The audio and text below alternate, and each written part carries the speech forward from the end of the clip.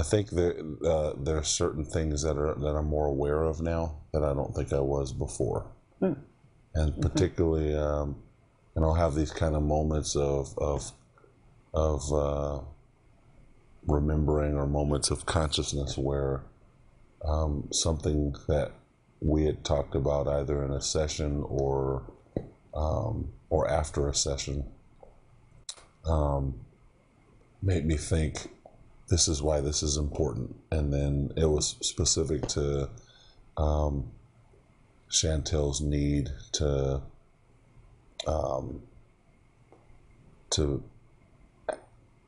have things or material things meant something to her, or her needs being met, or something like that. And so, and I had asked you if you'd noticed it, right? And you said you had, and it's not as bad as I thought it was going to be. I thought, because Chantel, before I perceived that to be, she was kind of using me, or that she was, she would ask for something, and then like she would ask for too much at one time, like try to get, like this is the last time she's ever going to get it. And so, and that really bothered me before, because I thought that was very insensitive of her to, or like she was taking advantage of me. But after having that kind of understanding of what that triggers in her, it helped me to deal with it a little easier. And I thought to myself, I do kind of hold back all the time because of that.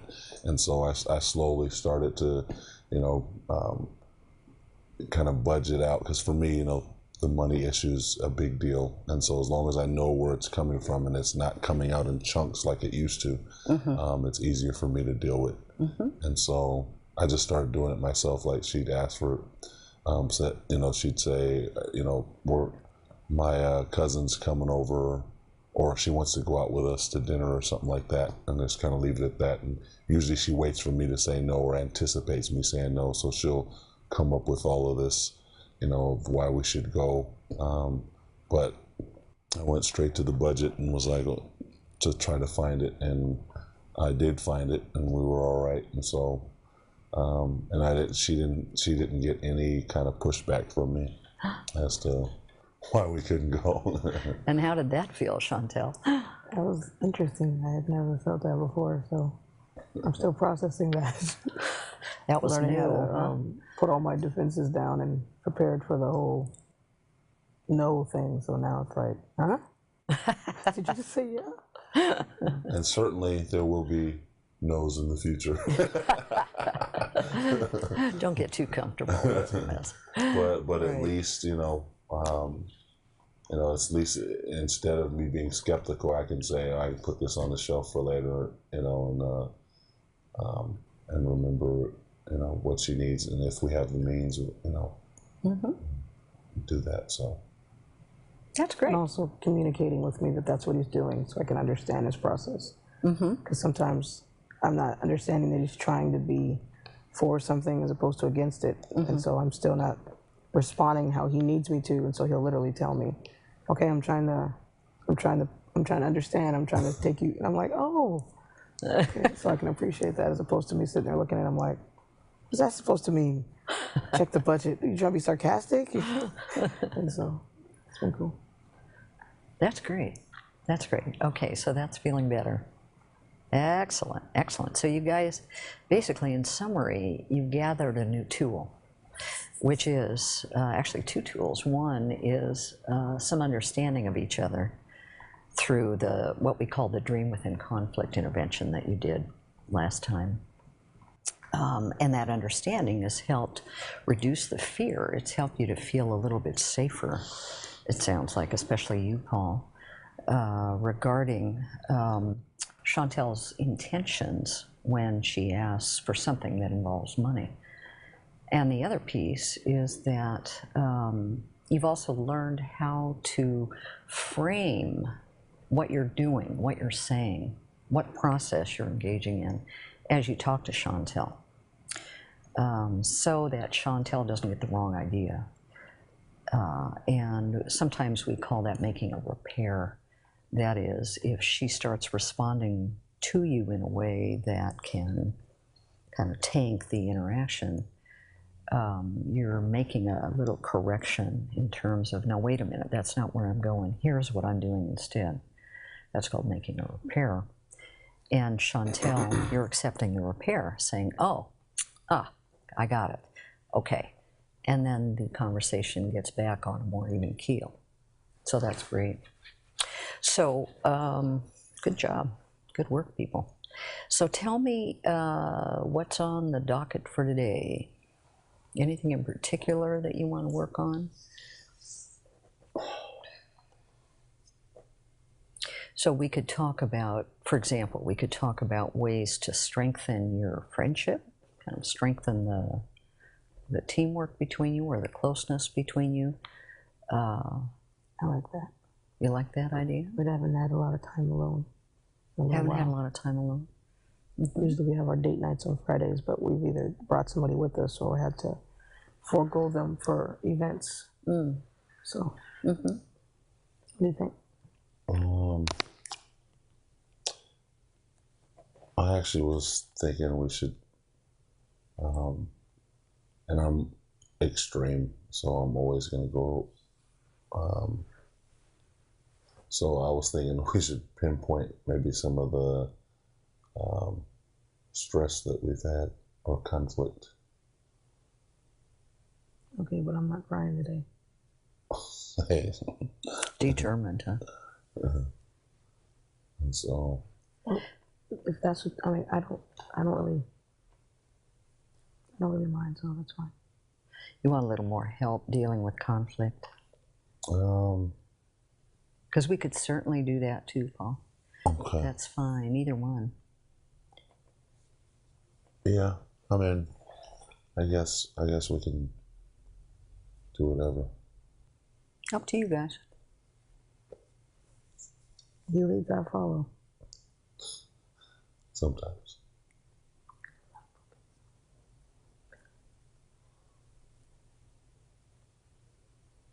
Well, here are a couple of possibilities. One for each, one for conflict and one for building friendship. So maybe that'll give you, a little bit more sense of what you might like to do. With conflict, what you can do is you can pick a problem to talk about, any problem. I'll sit back, watch you talk, see where things get stuck, and then hopefully introduce another tool or something helpful to make the conversation go better. That's one thing we can do. The other thing in terms of friendship is we could work on helping each of you talk about something that is stressful in your life outside the relationship to kind of help you learn how to have what we call a stress-reducing conversation. That is a conversation in which one of you talks about the stress you're under, the other person acts to support the speaker, but in some particular ways that we found are really useful. That's the other possibility. Would that be helpful? Mm-hmm. Want to try that? Yeah, because I'm sitting there wondering, I'm a little unsettled with something, and I may look at these times as the fix it for so I'm trying to get down to it, and whatever it is, but I think that some of the conflict has been I think I'm a verbal processor, and so I'll always tell Chantal how my day has been going and float certain things out to her, and I'm really sometimes I'm talking to myself, but depending on her response, she'll either be frustrated by it or she'll give me advice. There's times where she's been really good about it, but it would be helpful for both of us to know how to take our spouse's day and make it kind of a more fruitful. What does that look for? Because I obviously probably don't do that for you too well, right? Look at that face. Okay. Well, you know what? Most of us don't know how to do that very well. I mean, that's just a real norm that we find. It's very normal for folks not to know how to support one another. And so let me introduce you to a different way of doing that. Would that be helpful? Would that be good for you, Chantel, too? Yeah. Yeah? Okay. First of all, typically what we often end up doing is our partner will present a problem and then we'll try to fix it. We'll try to solve it, right? Come up with advice or come up with a solution. And most of the time, that doesn't really work. The reason is that when you come up with a solution for your partner's problem, it's as if you're saying, you're not smart enough to solve this yourself, so let me give you some ideas. And that's not particularly a useful way of supporting our partners. What helps a lot is what we've seen, again, the masters of relationship do when they're talking about a stress. It's this. They do a couple of things. One, they show interest first by asking their partner questions.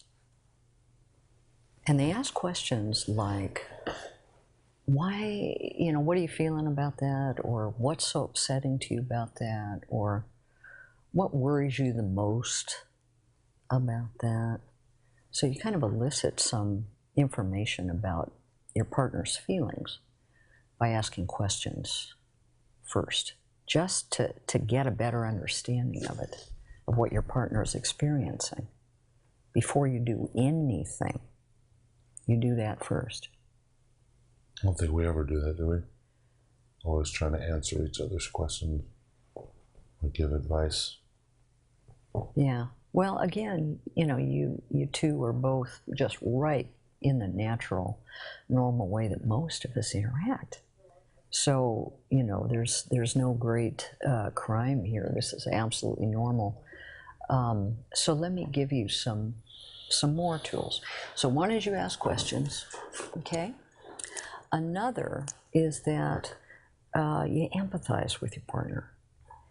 And empathy kind of looks like, wow, that's a real drag. Or, too bad, boy, I could see where you'd feel awful about that. Or, sounds like you're pretty angry. Or, God, I could see where you'd really be worried about that. So with empathy, you're just making a statement about how your partner feels. That's all. So the first thing you're doing, again, is you're trying to get at what your partner's feeling. And then secondly, you're empathizing with your partner's feelings. So it's all about listening there, right? A third thing to do that's really helpful is you take your partner's side against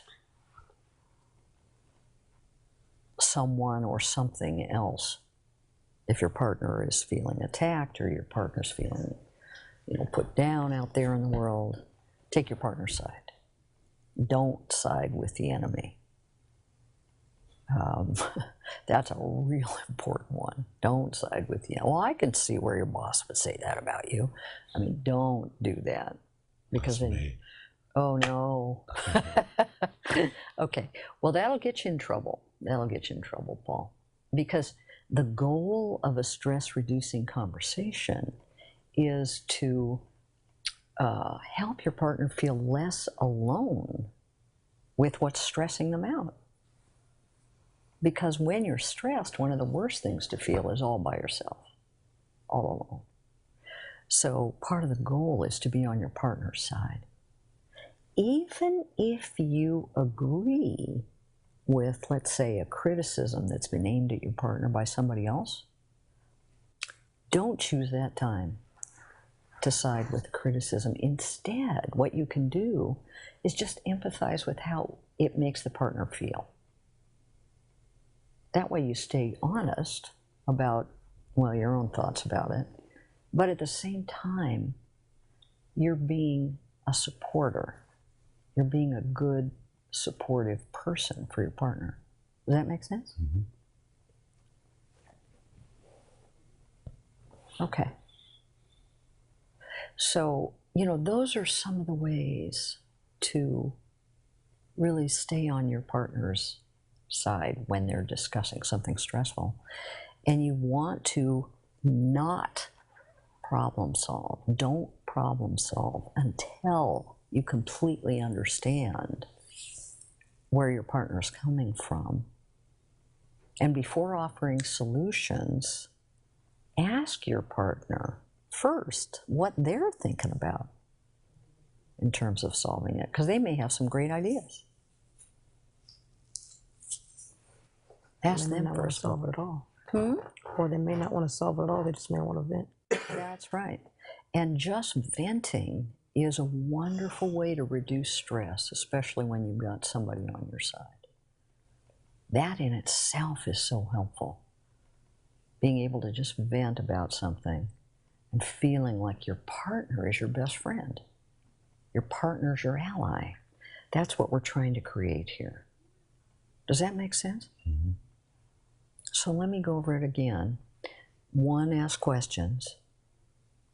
2, empathize with your partner's feelings.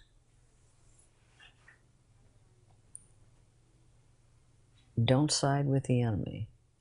Side with your partner. Is empathizing more or less trying to help feel what they're feeling? Mm-hmm. Okay. That's exactly right. That's exactly right. And then just postpone problem solving until you really fully get it. And ask your partner for their ideas first. Okay? So that's kind of a lot to remember all at one time, but I'll help you. And let's try and practice it. And I'll help the two of you have a dialogue. We'll kind of take turns with this, with one of you being the speaker, the other a listener. And think, each of you, about something that's really stressful for you outside the relationship. That's where this conversation comes in handy. Something you want to vent about. Tell me when you've thought of something. Paul, have you got something? Outside of the relationship. Mm-hmm. So like at work or something. Yep. At work, in the community. Could be anything. Could be a car. Actually, I do have something that's been bothering me. Okay. So let's just wait for a sec. Chantel, do you have anything? You do. Okay. So who wants to start as the speaker? You want Paul to start? Why don't you start? You came up with it first. Chantel, you got to speak louder, honey. I can't hear you. I said he came up with it first, so I told him he should go first. Rock, paper, scissors.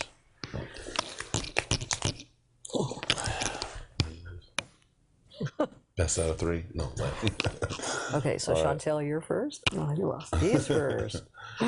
All right. All right. Okay, so what are you going to practice here? Let's go back over it again. Ask a question. Questions, empathize. Not sympathize. I said Empathize, that's what you I said. always get those two confused. Don't side with the enemy. and don't side with the enemy. Right. And postpone problem solving. Right, postpone problems. Okay. All right. Let's try it. All right. Well, as you know, there has been kind of a bunch of kind of community leaders that have gotten together about this gang issue, and it's been extremely frustrating for me, mainly because the pastors have a way that they've dealt with it, and they've always dealt with it, and so I feel like we're coming to the table and they have the same solutions that they had back in the 1950s or whatever, 60s or whatever. And so, but I think what's been bothering me more is that,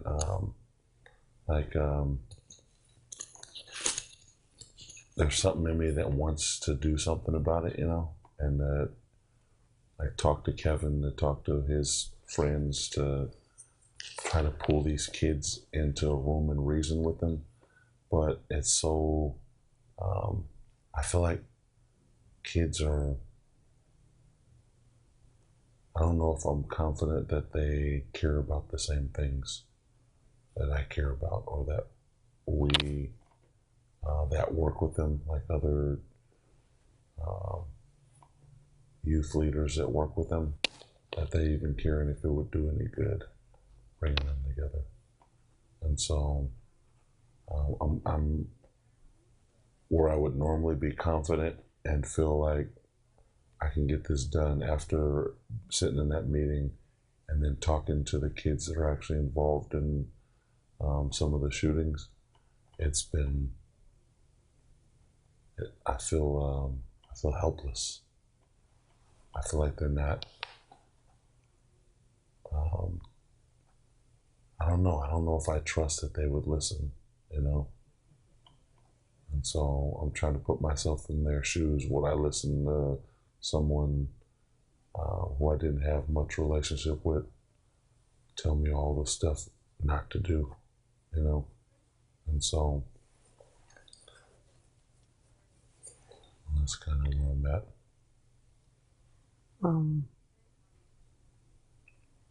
What do you think is the most frustrating? That you feel helpless, or that you aren't willing to trust the other pastors? What's more frustrating? Feeling helpless with the young people or trusting the pastors? I know I'm saying for you right now, for the situation.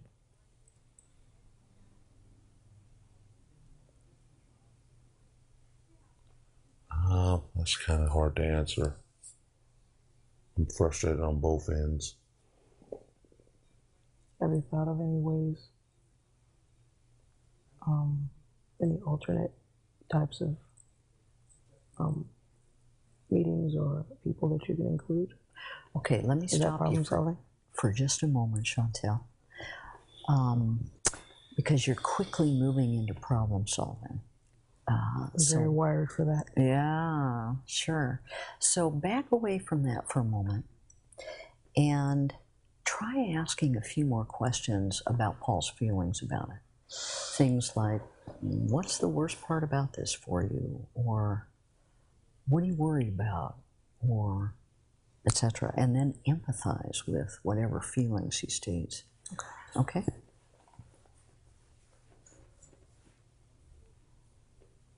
What are you worried about?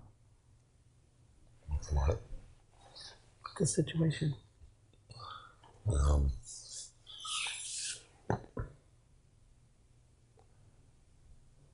worried about the pastors because I feel like they have an interest and want to increase their membership at church, and they weren't interested in these young people before these incidents happened. It's like they're taking advantage of it as an opportunity to be front and center in the issue.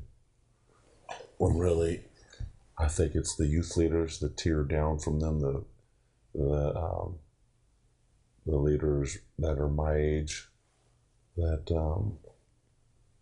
they're now all of a sudden bringing us to the table to see what can be done, and then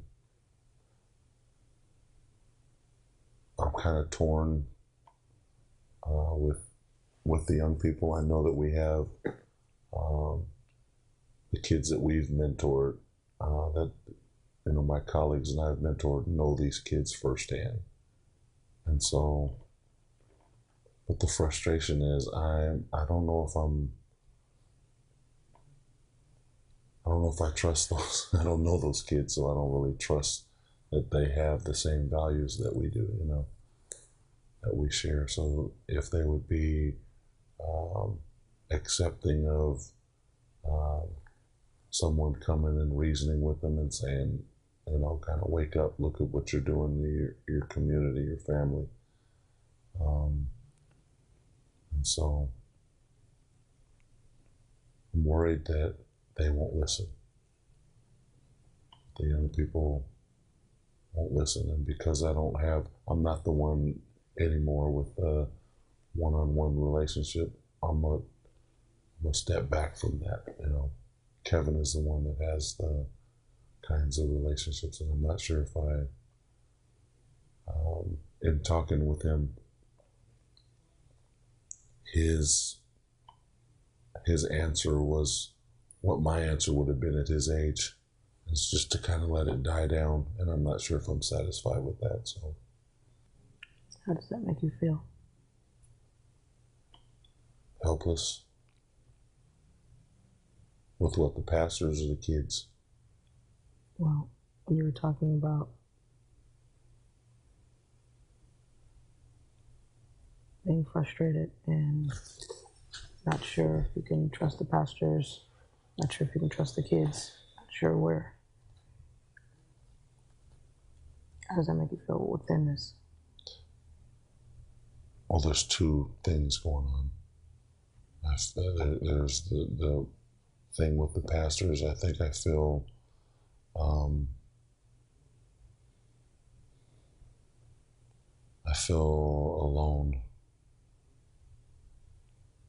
and I feel like they are taking advantage of us. They're about to go after some government dollars from the mayor's office. And I feel like the money that these kids need, you know, to get them living wage jobs or educational opportunities, going to go right into their pocket, and that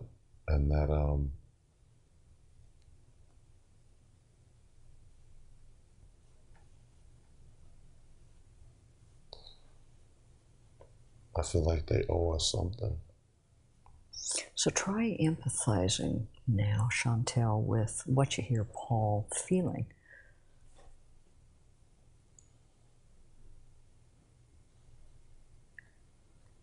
It must be really overwhelming to feel alone and helpless in that type of situation. It is.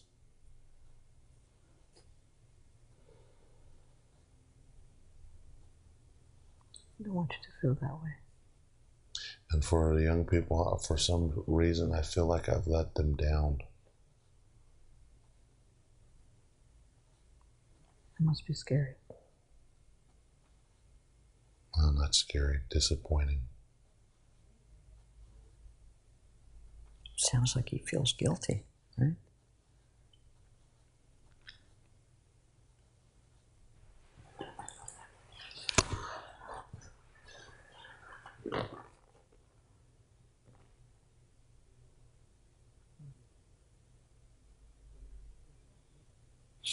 I sat in that meeting, and one, he said he felt like he was the only youth worker out there on the streets with these kids. And I looked around the table, and all of us had kind of came into the youth work at the same level and the same time, and we all had these different roles now, directors of different programs, and we've all started these kind of we're higher up on the food chain than he was. And it really hurt that he said that, because I thought to myself, well, if we have kind of passed on and moved on to these higher positions in our field, who have we taught this same kind of work to, you know? Who have we given this kind of passion and and our gift to work with young people, have we nurtured any other leaders to do it? And I look behind me, all the kids we have mentored, and I only see one, maybe two. And the other leaders around the table, they felt the same thing. I know they did. Try empathizing.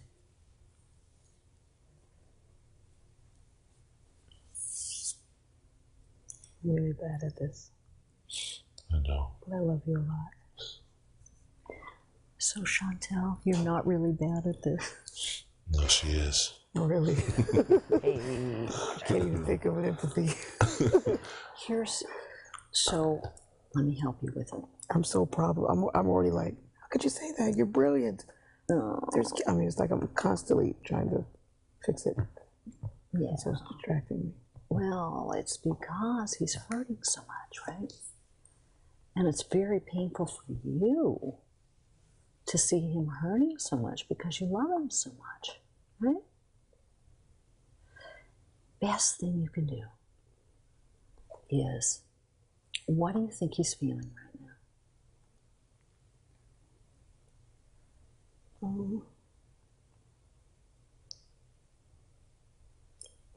Like he's letting people down. He's not making a difference.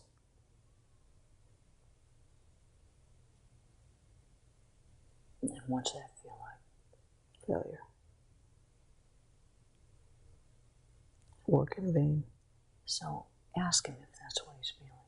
You got it. You see, there's your intuition. You're actually very good at this. You got it. Ask him if that's what he's feeling. I got him.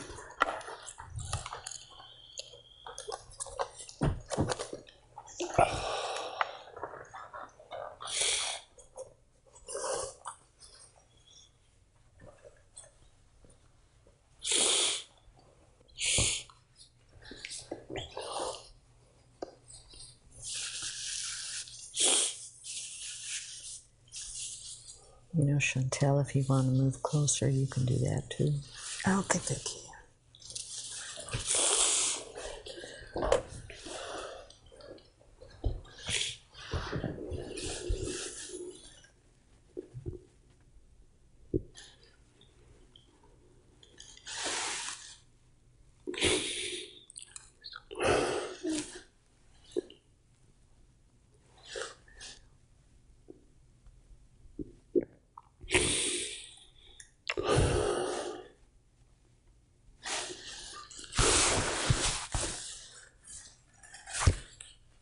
So much pressure. Okay, I need some space. We're hurting your arm. I can't feel my arm. I said 5, 4, 3.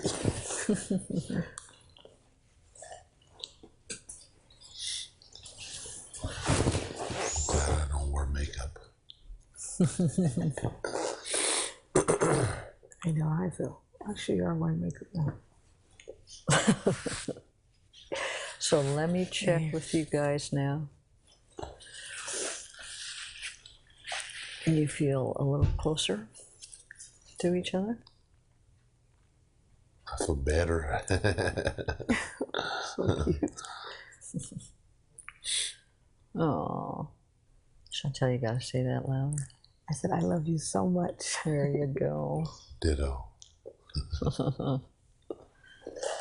Yeah. All right, we're ready to go. Thank you.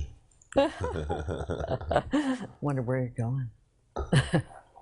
So, stress reducing conversation.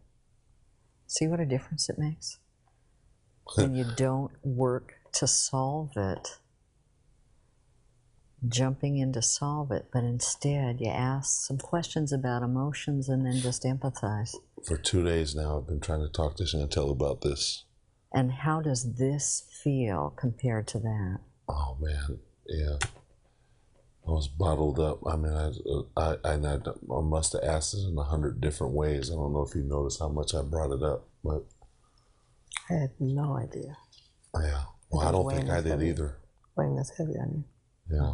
I don't think I did either. I think I kind of pushed it back, and it kept on picking at me. Mm-hmm. Is that possible for something to be so important, but you not have the way to express what it is, Mm-hmm. and so you end up covering it up with stuff? Sure. Yeah, I think that was the case because I Sure. wasn't even really sure. I knew something wasn't quite right, but I didn't know what it was. Mm-hmm. Especially when it's this painful, Paul, and it's this core to who you are. It's really hard to put it into words, because when you put it into words, it makes it more real. And sometimes the reality is so painful, we don't want to feel it. We don't want to look at it. So we'll cover up, push it away. But then when you've got a partner like Chantel, who really does love you, who really does want to share the burden with you, as painful as it is to speak what's going on, it can be so fulfilling too, because you don't have to be alone with it. She's there.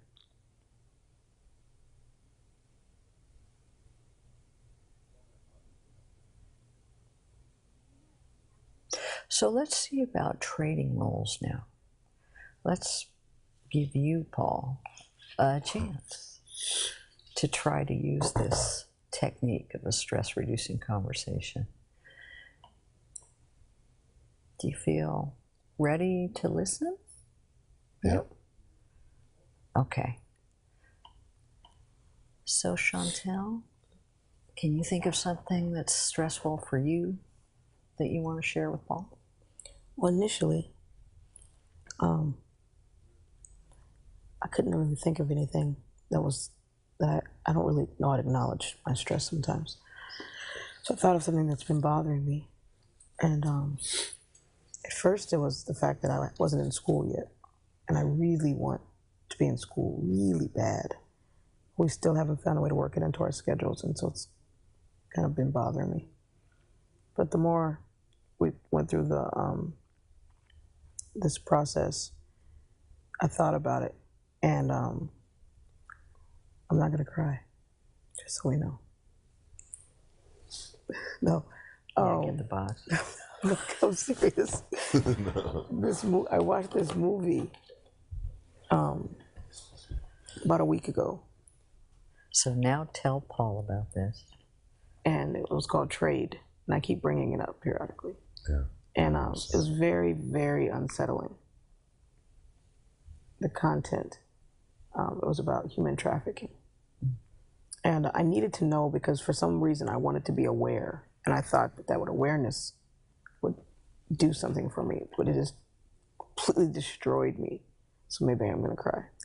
But I keep getting these out periodically, just get an image from the movie, and I'll think about that in real life timing. I'll think about real humans being treated this way, being real kids. And now that I have this awareness of it, I don't know what to do about it. I mean, I want to do something about it. I feel like there should be something that can be done, because I had no clue some of the things that the movie brought to light happened in real life. I just didn't know. And so periodically I just get this really uneasy feeling and this really sense of, I guess for lack of a better word, mourning for those people. I mean, there's children, there's adults, there's women, there's men, boys, girls, and that they're being treated like drugs and sold and traded and bartered. And now that knowledge is like haunting me. Like I'm constantly aware of that. And I constantly have these fears and imagine, what if that happened as much as it does in other countries here, from the sense of just kids getting snatched like that. And it's been very unsettling for me. And I don't know why. I've seen other terrible movies and terrible content and even worse situations. but this will not go. And it's just constantly, even during I was worshiping this morning, and interrupted my worship. That's when I came upstairs and just sat on the bed. And you're like, what's wrong? I didn't really know how to say, it's the movie. But my heart is like broken. How do you feel like it connects to your own life? I really want to know. Makes me angry. Really angry.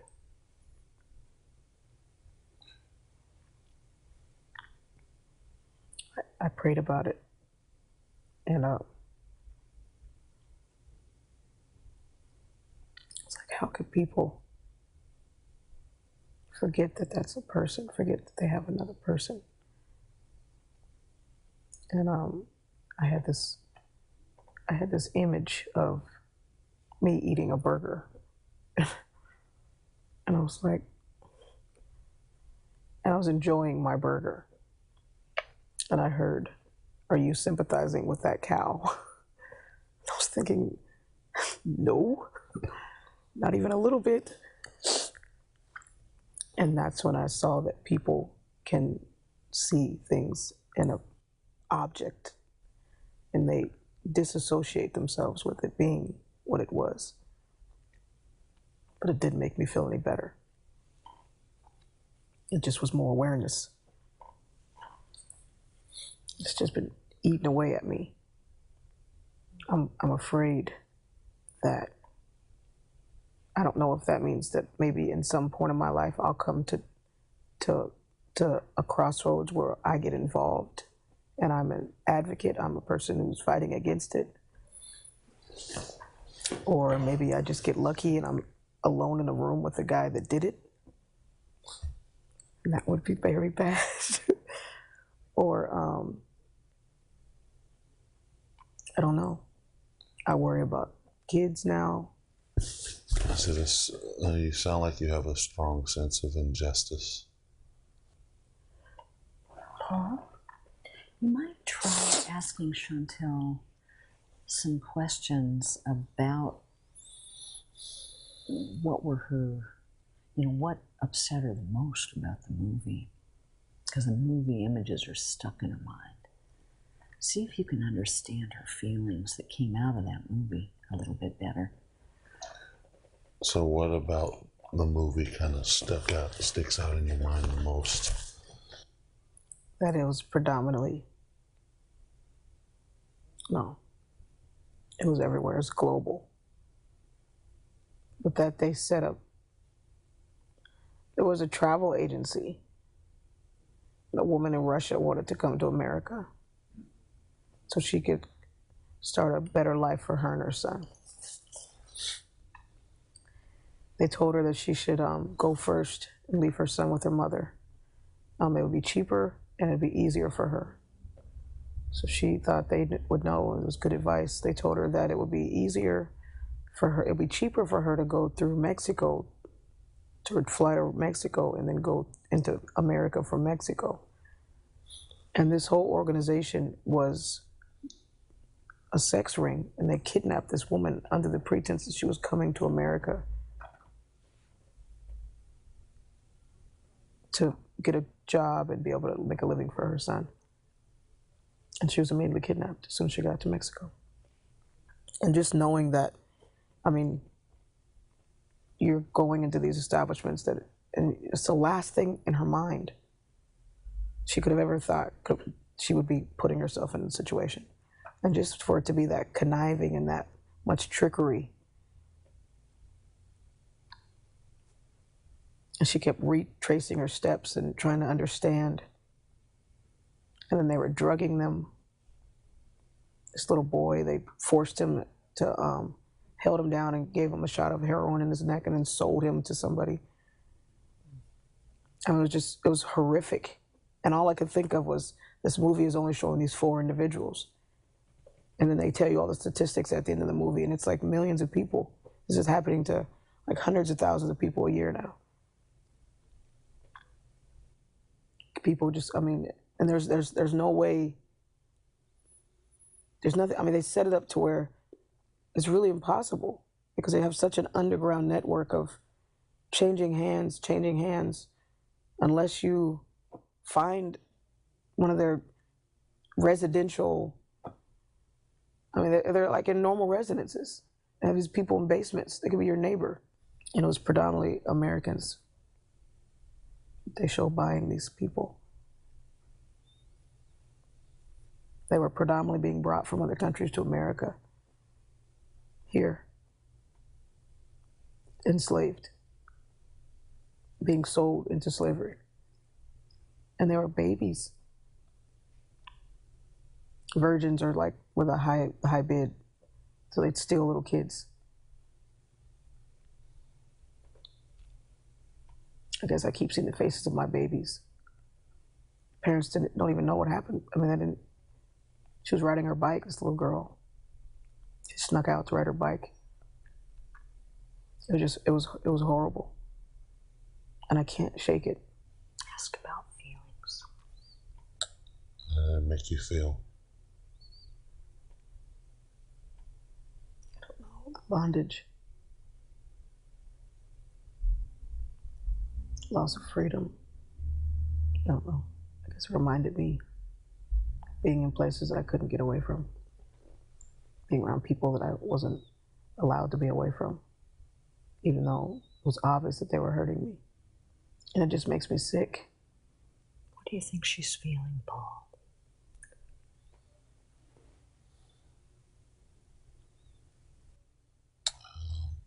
Unprotected, afraid. Say that to her. Or ask, at least. Is that how you feel? Yeah. I'm scared. Do you know what she's scared of? What are you scared of?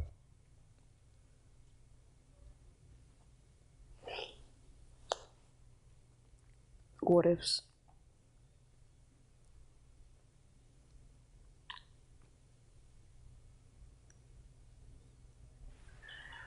But like for everyone.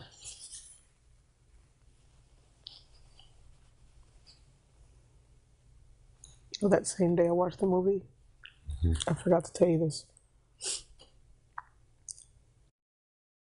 Called a taxi for her 3 babies.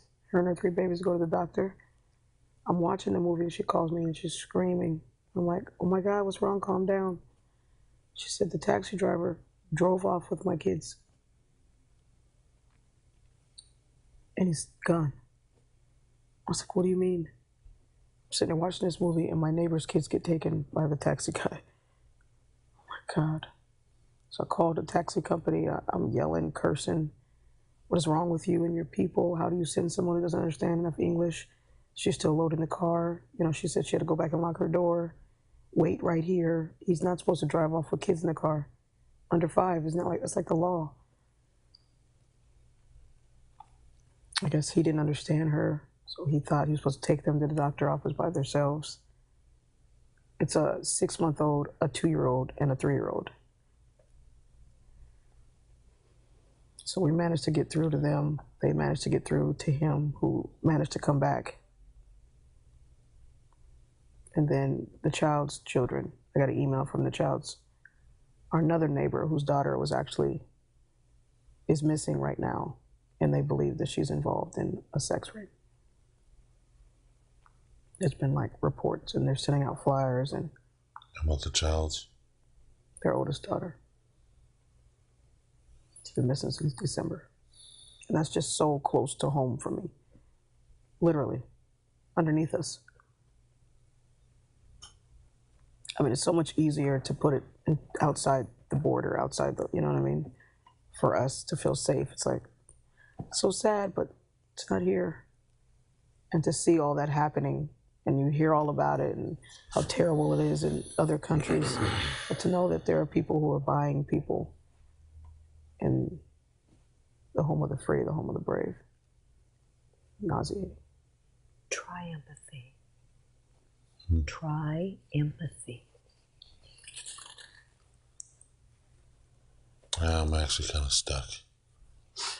Okay. There's something in me that wants to pick up my kids and apply for my gun license. Move to Fallout Shelter. Seriously. But then there's another side of me that feels like the work that we're doing takes on that much more meaning. Right. Of connecting people. So right. Okay. I'm trying to feel what she's feeling, but so you're kind of focused on your own reactions to what she's saying. Yeah. Which is important, and you can share those just like you did. You can share those with her.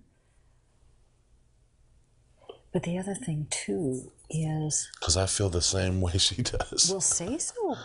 Say so. That's exactly what you're needing to do. Say what you feel with her. See if she feels the same. That's terrible, man. There you go. Seriously. I mean, yeah, she's been talking about. Talk to her. Stay You've with been her. talking about the movie, and the first thing that popped in my mind is that World Vision has a specific group of folks that works in advocacy for what you're talking about. So, but I didn't realize how in depth it was until you just. So, I mean, I'm angry, you know. The man in me wants to be angry and wants to do something about it. I also felt like unprotected, as kind of, and then at home I felt like because it was so close, what does that actually mean, you know?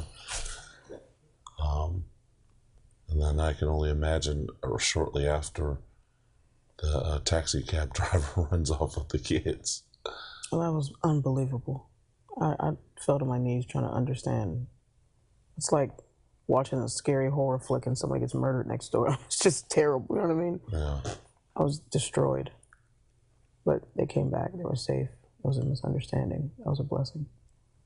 Danica is her name. She ran away from her mother's. Who's She says, Danica? that's the child's. It's Sarah's stepdaughter. James's first child. And she got involved with some friends who in turn kind of turned her out. And so it's not quite, she wasn't kidnapped and, you know, that stolen, that kind of thing. But it's still unfortunate.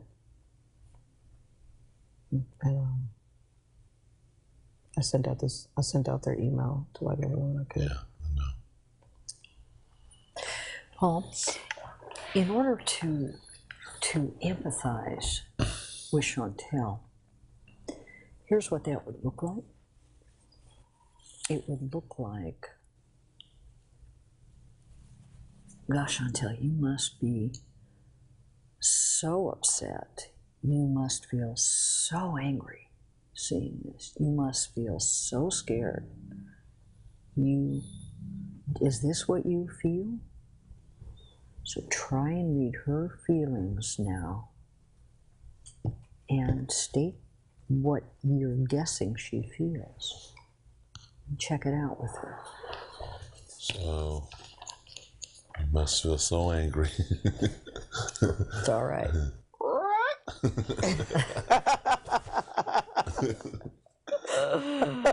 Yeah. Okay. I'm sorry. Not anymore. I took you out of it. Dang it. So funny. And now I feel better. But you must have been afraid, though, right? Scared to death. Afraid of what?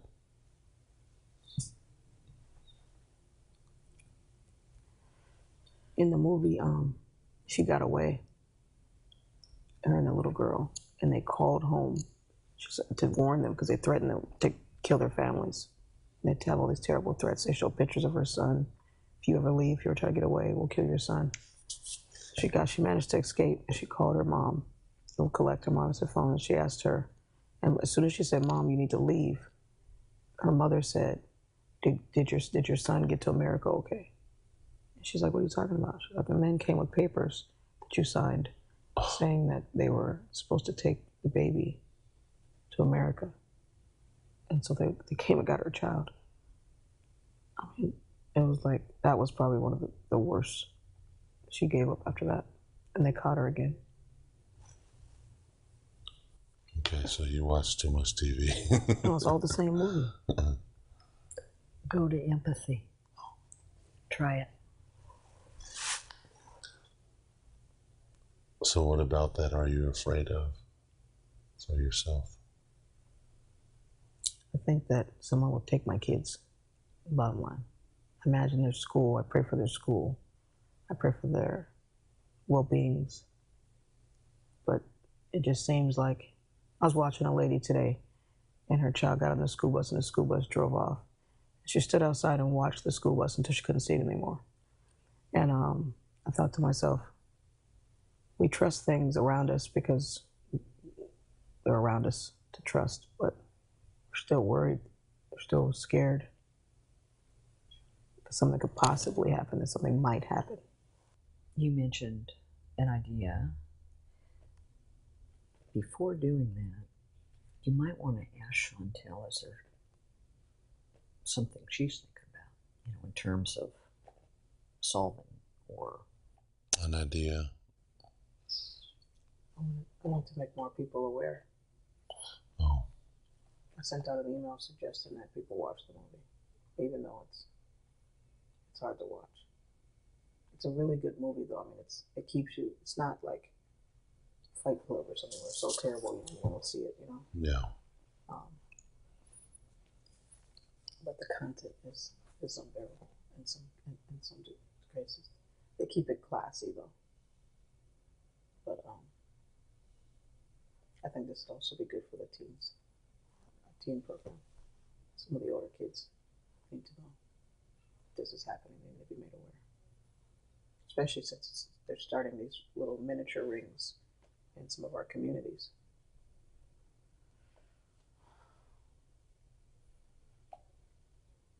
So how would that make you feel if that happened?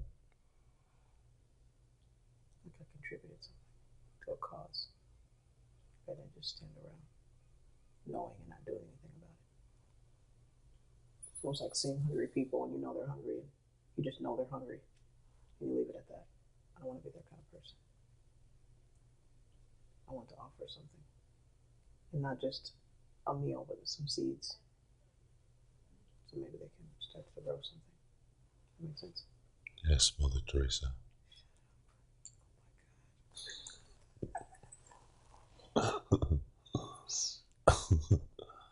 She's a good woman, I know, I agree. It's just funny. It's always so funny. do you like it when he makes jokes like that? He makes jokes. That's the longevity of our relationship by far. He keeps me laughing every day. Has something to do with the endorphins that are released when humor is evoked. And does that help you? When you're dealing with stresses like that, does that help you? My motto is laughter. We laugh a lot. I think that's what got us through. So just laugh. Got us through our 2006 season. And still gets us through it, so because we could be on some type of depressant. Either antidepressant medication or laughter. Laughter's cheaper. Yeah, it's very. Okay, so how did this feel? I feel better. I feel unsafe. I feel terrified. Now I feel worse. Great, you feel better now. I feel bad. You feel good. Everybody at the tape's crying. Glad she feels better. Yeah. What tape? Never mind. We're only wired. Oh, yeah. Duh. That tape. Duh. Yeah. I was really, really trying not to cry. I mean, I was focused so much though that I was almost going to sleep. I was really focused. So this is interesting. Yeah. because we very much, both of us, look for solutions for each other Uh-huh. All the time. all the time. You cannot present a problem. And we never feel good after we've given the solution. Even if we agree about the solution, It it's like, fixes it. It's like great. that wasn't really mine. Okay, thanks. I guess I will fix it now. What do you do? Yeah. That's interesting. Does this feel better compared to those? Absolutely. Even though we don't have a solution, it's great. We're still lost, but at least we're laughing. No. I think there's a degree of understanding that lack is of burden, accomplished. the lessened burden over how to fix Because usually when there's a problem, it's just a problem. But then when you start to give it color through how we're doing it, it's less, well,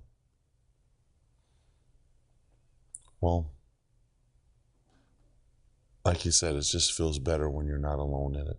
Because usually those problems kind of isolate you and you feel like you're the only one dealing with it. But then as we're talking, it feels like that she becomes present in my conflict. Yeah, in your stress. and taking this moment like away from the day-to-day stresses and what we're constantly distracted by to focus on each other without just hurry up and get it over with makes a difference, I think, too. Because usually we're like, okay, let's get to it. Well, we gotta get to this because we got this. Yeah. And so this was just kind of get it out. It was nice to get it off because it's just something that both of us have just been kind of harboring too. Yeah. Neither of us knew that the other was feeling that way. So even when he sat there and he was like, "There's something I want to talk about," I was like, "What's wrong with him?" He looks like he's really bothered by something. All of a sudden, he was just fine a minute ago. So it was nice to know that was what's bothering me. Yeah, and I thought you were going to say your dad was bothering you. He got my nerves. He didn't bother me, he just irritated. So there's a difference. I'm not giving him all my energy. It's his problem. Yeah. You know, this kind of conversation is a great thing to do at the end of the day. You know, even to just grab about 10 minutes and just listen to each other, talk about stresses, and do it in this manner. It can be so helpful. I mean, you feel like you're on the same side. You feel like you're a team out there in the battlefield. You know, you feel very like, comforting. Yeah, it is comforting. That's the word. So, especially when you don't jump to problem solving. You know, we tend to think that, well, that's what everybody wants. They want a solution. But actually, that's not really true.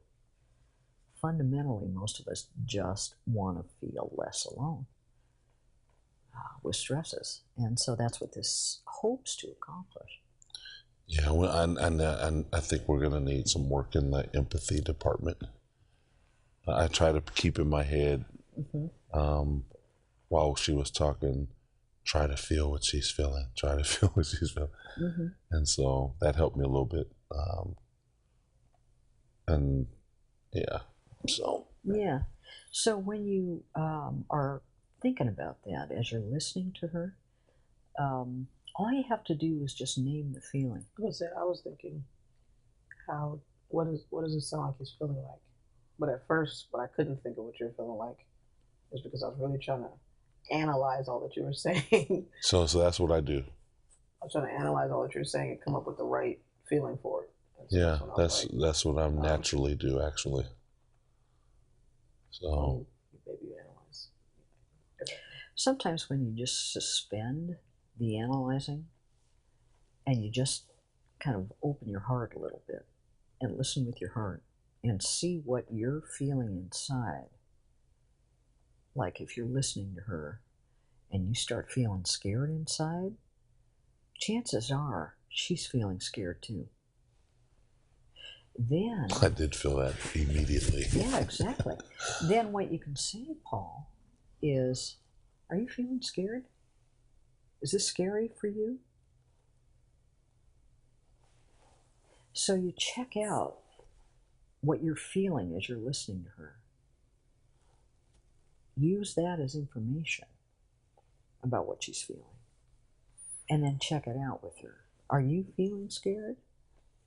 Are you feeling furious? Are you feeling sad? Is that what's going on? You know, that kind of thing, you see. Or you can also say, boy, you know, that sounds really scary. That sounds infuriating. You see? Mm-hmm. So each of you has, I think, a lot of intuition. You've got a lot of intuition about emotion. So all you have to do is just plug it into a statement like, you must be feeling, or are you feeling this? I think where I go with it is I'm always trying to figure out what caused that feeling. Oh, okay. Well, you don't have to do that. Yeah. You don't have to do that because sometimes the person will feel a little more alone when you do that because you're analyzing them instead of being with them. I think it makes you feel like the end result is to find who caused it, meaning who's to blame. So you can solve it. Makes you feel like, oh, it's all your fault. Okay. So that doesn't work. So try instead when you catch yourself doing that, because it's like an old habit. Mm-hmm. Try instead to stop at what is she feeling? Not why is she feeling it, but what is she feeling? That's good enough. In fact, that's more than enough. That's great. Just stay with what she's feeling. Stay with what he's feeling. Okay. Well, good job today, guys. Good job. You did great. And you cried. Just a little bit. You still got the eye makeup on. We'll start having bets. She's gorgeous. I think so.